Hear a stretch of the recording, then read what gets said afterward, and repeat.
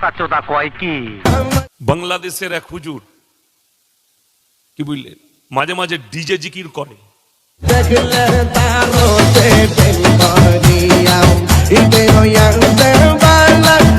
আওয়াজ এত উঁচা কেন বাতিজা? খবর কি? তার নাম হচ্ছে গিয়াসউদ্দিন তাহেরি, নাম শুনেননি? এত বড় বড় ছিল।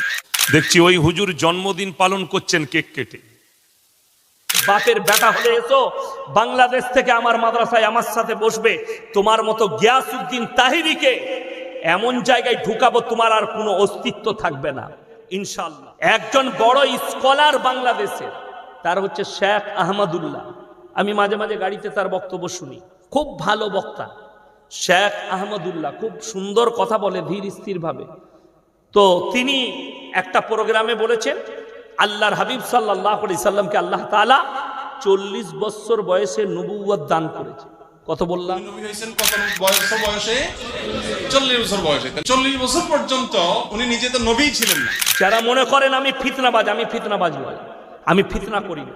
আপনি দেখুন একটা পাগলা চণ্ডী আছে বাংলাদেশে, তার নাম হচ্ছে গিয়াসউদ্দিন তাহেরি। কখন যে ড্যান্স করে, কখন যে কেক কাটে, কখন যে নাচ করে, ও হারামখোর নিজেই জানে।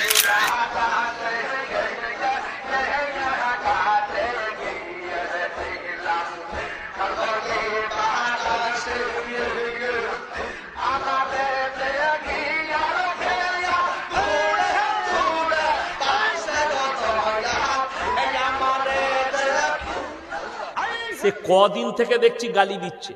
কি বলছে? আল্লাহর নবী জন্ম থেকে নবী।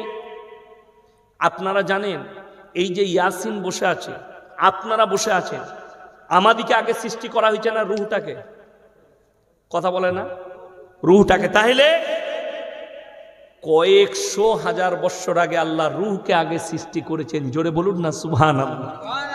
তো রূহকে যখন সৃষ্টি করেছেন, রাসূলের রূহকে আল্লাহ সৃষ্টি করেছেন, সমস্ত নবীর রূহকে সৃষ্টি করেছেন। আর নবীজি জন্মানোর পরে আল্লাহ জানেন এটা আমার পয়গম্বর হবে, ঠিক কিনা কথা বলে?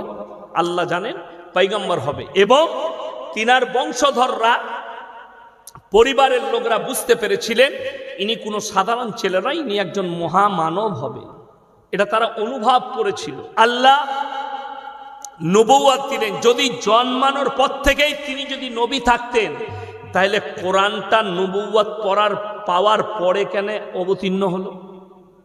এই পাগলাকে বুঝাবে কি? আসল কথা তা নয়। কি বুঝলেন?